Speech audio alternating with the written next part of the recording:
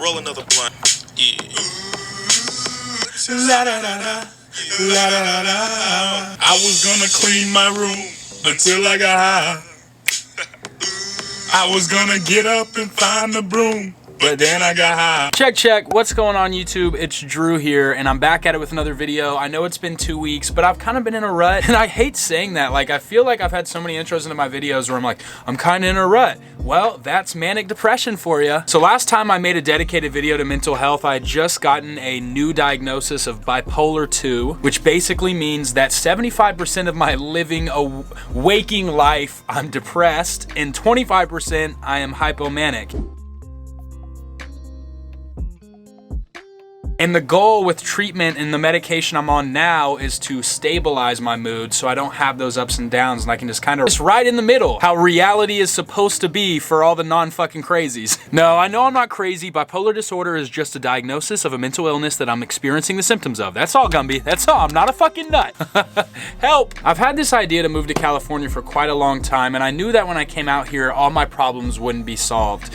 You know, I had this idea for a while, actually. You know, I take that back. I had this idea for a while that if I was in a place where I was more capable to live my truth, these feelings would go away. Because I've heard this narrative that, oh, we just throw pills at the problems. All psychiatrists or doctors do is treat the symptoms, but not the cause. So for me, I'm always trying to figure out what the fuck is the cause.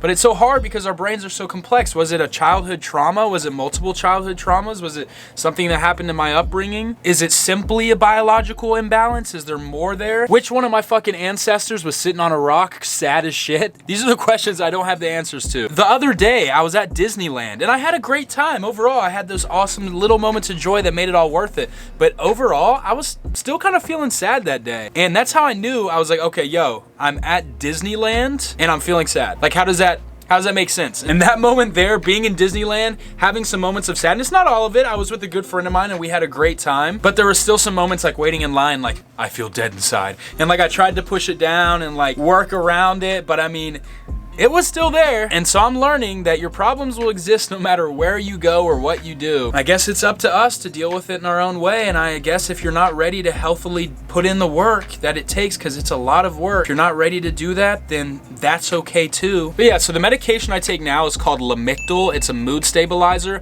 I made a video about Zoloft when I first started my mental health journey. I took it for about 2 months and it caused me to go into a hypomanic episode. I was bouncing off the walls, couldn't get any sleep, talking, and I talk a lot, so this was like talking. And so through that process, I went to talk to my psychiatrist. That was my last video. We were gonna put me on lithium. Ended up, after all this bullshit, I'm here now on Lamictal. It's been a few months, and the only thing I can really say is that I have had some stability.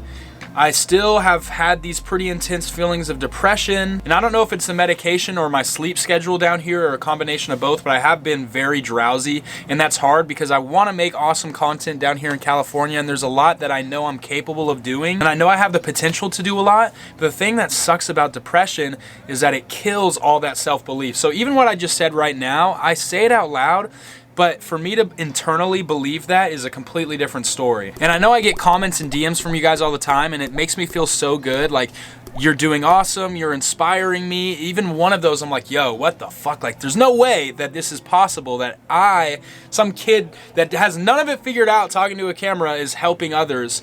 But that is amazing to me. But even with that, like, there's still times where I'm like, I just need to give all this up. I need to just crawl into a hole and lay there forever and fucking die. You notice how the darkest shit I say I laugh after? Awkward. But yeah, and then we have the substance problems. I made a video previous to this one talking about my 2-week sobriety. I did it. I went 2 weeks, no alcohol, no nicotine, no weed.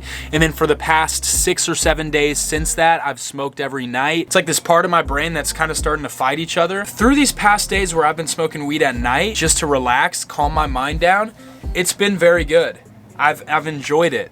I don't think I want to give up weed. Maybe I'll smoke it 2 to 3 times a week, but honestly, if it weren't for that little plant, sometimes when I'm feeling very low, I don't know if I'd make it out without it. And how busy I've been down here trying to make it work, and I want to make videos, but I don't even know what I'm saying.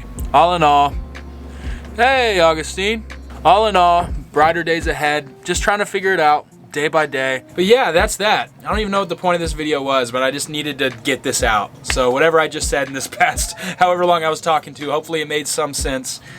If you're watching this, I really love and appreciate you. I really do. Your comments still mean the world to me. They still hit different, even when I'm feeling down. So thank you. Have an amazing day. I'm rooting for you, sending you positivity. Please send it back. It's a two-way street, baby. And I'll catch you on the next one.